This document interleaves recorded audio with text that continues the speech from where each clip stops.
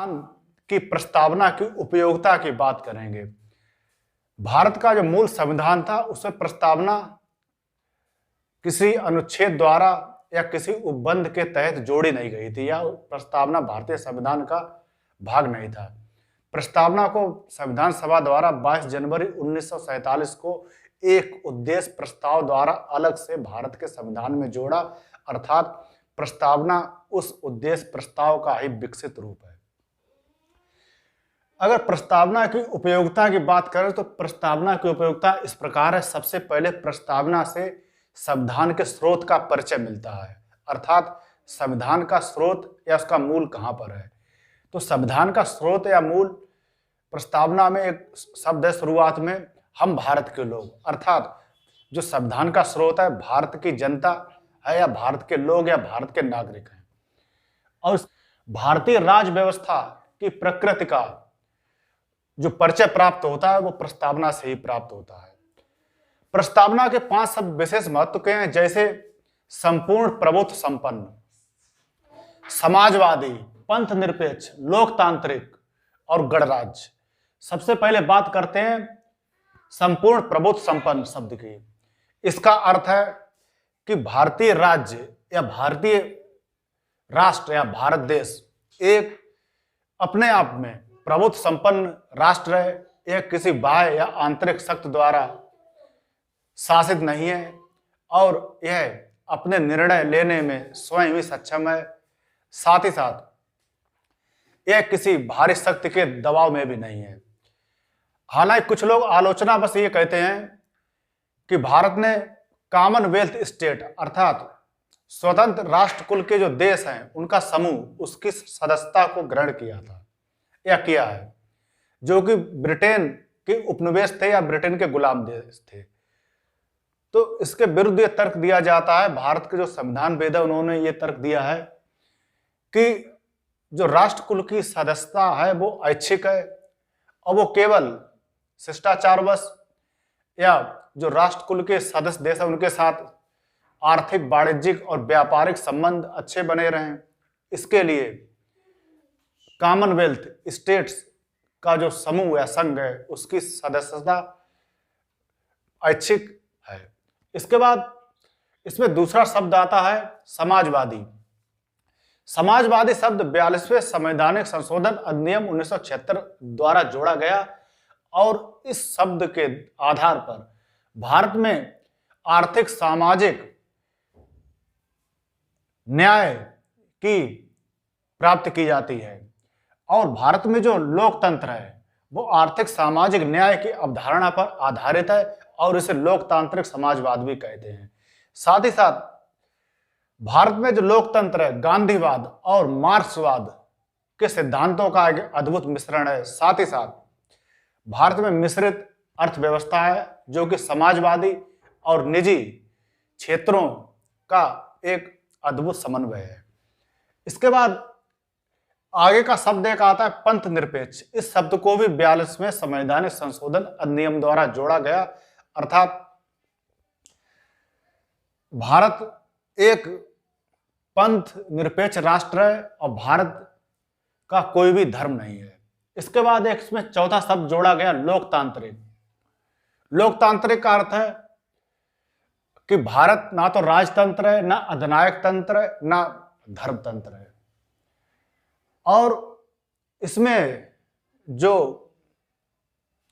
शासन होता है वो जनता के द्वारा अप्रत्यक्ष रूप से चुने हुए प्रतिनिधियों अर्थात एमपी या एमएलए के द्वारा जनता अपना शासन करती है। और भारत में जो लोकतंत्र का स्वरूप है वह प्रत्यक्ष लोकतंत्र नहीं है, स्विट्जरलैंड की तरह यह एक अप्रत्यक्ष लोकतंत्र की अवधारणा पर आधारित है, क्योंकि भारत की जनसंख्या बहुत ज्यादा है, विभिन्न धर्म, जाति, नस्ल और भाषा के लोग निवास करते हैं। साथ ही साथ हर क्षेत्र में जो नागरिक या वहां के लोग हैं उनमें क्षेत्रवाद की भी भावना बनी रहती है।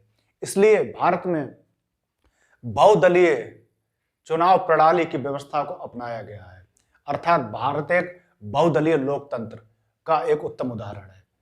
इसके बाद इसमें प्रस्तावना में 5वां शब्द है गणराज्य या रिपब्लिक। इसका अर्थ भारत एक गणराज्य है और इसमें कोई भी साधारण नागरिक या व्यक्ति अपनी योग्यता के अनुसार भारत के किसी भी उच्च पद पर आसीन हो सकता है, ना कि वंशानुगत आधार पर। इसके बाद जो प्रस्तावना की उपयोगिता है वो तीसरी उपयोगिता यह है कि इससे संविधान के उद्देश्यों का परिचय प्राप्त होता है कि संविधान भारत के विकास में क्या उद्देश्य प्राप्त करना चाहता है या उसके क्या लक्ष्य हैं। पहला उद्देश्य है जनता को सामाजिक, आर्थिक और राजनीतिक न्याय उपलब्ध कराना।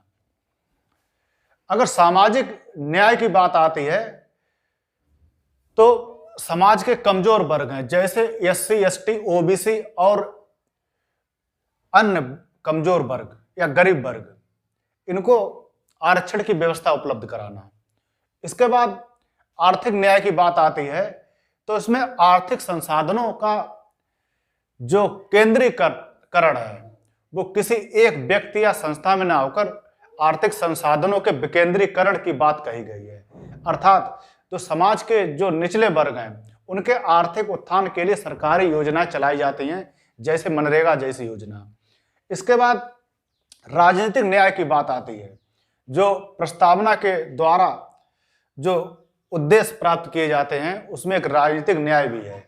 इसमें आम जनता भी या आम नागरिक भी राजनीतिक भागीदारी कर सकता है चुनाव के द्वारा।